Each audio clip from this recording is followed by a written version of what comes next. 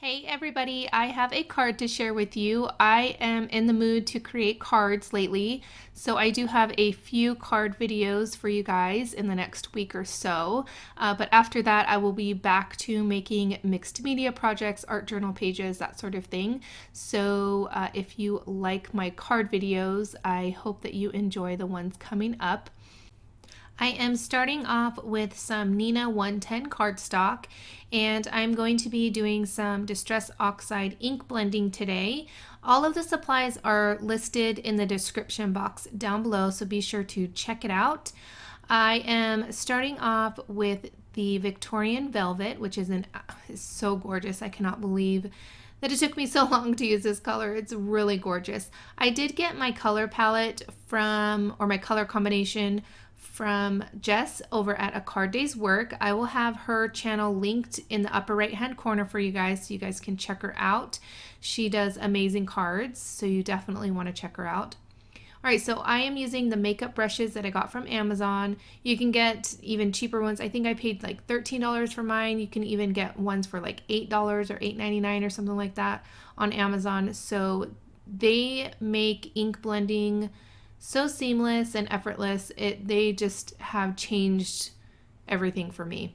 I highly recommend getting the makeup brushes if you do any ink blending. I find that they work really well with dye inks as well, so you could definitely use them for whatever inks you do your blending with, if you do blending. All right, so I am going in with Tattered Rose now, and again, these are the Distress Oxide inks, so they have different properties in them than the regular Distress inks. I love the creaminess of the Distress Oxide inks.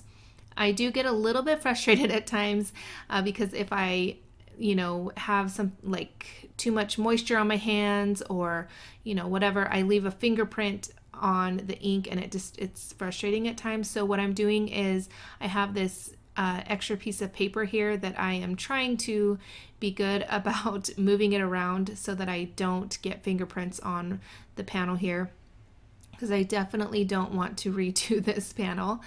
And I did about halfway down the panel, I did Victorian Velvet, and then I turned it around, and then another halfway I did Tattered Rose, and then in the center I just kind of blended them together. So here I'm going in with whatever was left from Seedless Preserves on this makeup brush. That way I can have a little bit darker edge on the top, and then blending out down to very light. I didn't want a really heavy or a lot of that dark purple, just a little bit of it on the edge there.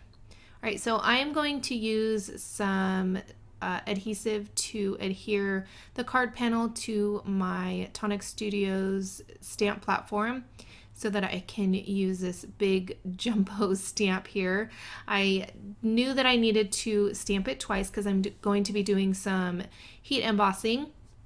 So I didn't want it to move around, and I wanted to make sure that I got a lot of those circles on the panel so that I wanted the card panel in the center of the platform, if that makes sense. So I'm getting the best of the circles in the stamp. Oh, I hope I'm making sense. I'm stumbling over my words for some reason. All right, so I am stamping with Versamark ink, and this stamp is from Simon Says Stamp, and it is called, I have it right here actually. Let's see. It is Round and Round Background. I absolutely love this stamp. And I am using some superfine white embossing powder. And I made sure the Distress Oxide ink was completely dry before I moved on to the next step. It's very important because the Distress Oxide ink will stay wet for quite a while. So I heat set it and then walked away, got some coffee, kind of talked with the kids a little bit, and then came back to my project. So just to make sure that the panel was dry. All right, so after that, like I said, I stamped out and then I added the embossing powder. Now I am heat setting this. The heat tool melts the embossing powder. and it creates a nice crisp white stamped image, and I love the little bit of texture it gives to the project, and I love these circles. They're absolutely, it's just a great stamp, I think. Great background stamp. All right, so I am using some of my favorite paper now. It's from Tonic Studios. It comes in a pack. It is called, sorry, I was looking around for the pack. It's called Moonlight Rose. It's mirror card, and it comes in frosted silver, chrome silver, burnished rose, and rose platinum. I'm using the burnished rose, and I die cut out a happy birthday sentiment, and the die cut is from Simon Says Stamp as well. It's a really nice kind of brushed lettering sentiment. It's really nice font, and I want to make it stand out a little bit more from that background because it is pink. It will be pink on pink.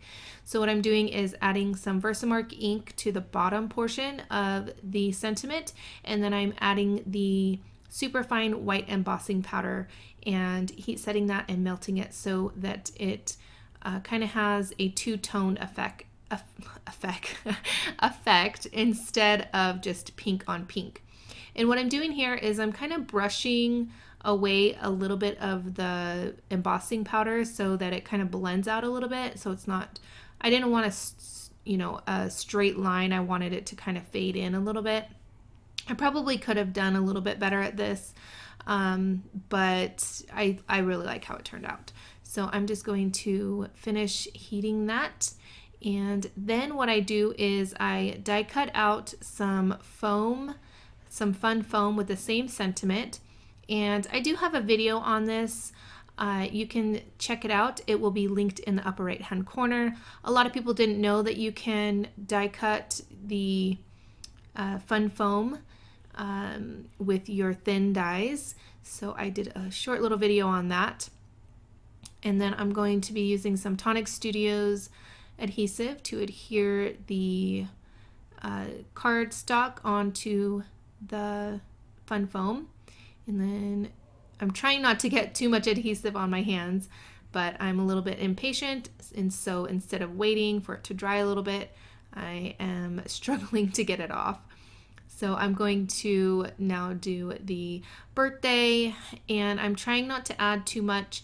I actually really like the Connect glue from Gina K Designs a little bit better than the Tonic Studios glue, only because I find that the Tonic Studios nozzle, it kind of globs out at times. Not too much. It's not very bad, but the Gina K Designs nozzle is a little bit better at getting just the perfect amount of adhesive onto cardstock in little areas that you want to adhere together. All right, so I'm going to add those. And I like that most of the letters are connected, so it makes it a little bit easy for adhering multiple layers. All right, in true Tiffany fashion, I am adding splatters with the Distress Spray in Picket Fence, and I absolutely love adding splatters to all of my projects. Then I'm going to dry this, and then I am going to adhere the sentiment. I wanted this to be pretty simple, but I love the design and I love blending the Distress Oxide inks together. And I actually made 2 cards. I do have another card video coming up soon, so be on the lookout for that. It is a little bit different. It has lots of different colors in it instead of just 2 colors. But I love the creaminess of the Distress Oxide inks. So if you haven't picked them up, I highly recommend picking up a few colors that you might see yourself using, and see for yourself that they are amazing. So I keep on stopping, and it was hard to edit this video a little bit because I was watching Stranger Things while I was making this card. So I was a little bit distracted at times. And if you haven't watched the series, it is a great series. It's on the 3rd season. It's on Netflix. So anyways, All right, so I have the happy birthday adhered down to the card panel. And then I'm going to take some Neenah 110 cardstock to make the card base. And I do that, I think, off camera. I don't believe I do it here. I think my camera died or something happened to where I just didn't end up doing that. But I like using the 110 cardstock for the card base because it's very sturdy, and I feel it's a little bit better quality than just my normal Georgia Pacific cardstock that I get at Walmart. All right, so for the last touch, I am adding some Nuvo drops. This is just some white Nuvo drops, adding them, you know, kind of randomly. And that is going to complete the card. I hope you guys enjoyed this video. If you did, please give it a thumbs up. And if you like my content, I hope you subscribe and hit that bell so you're notified every time that I upload a video. If you want, you can leave me a comment down below just saying hi. I love reading your comments and getting to know you guys. Here's a couple more videos you might enjoy. And thank you guys so much for watching, and I will catch you guys later. Bye.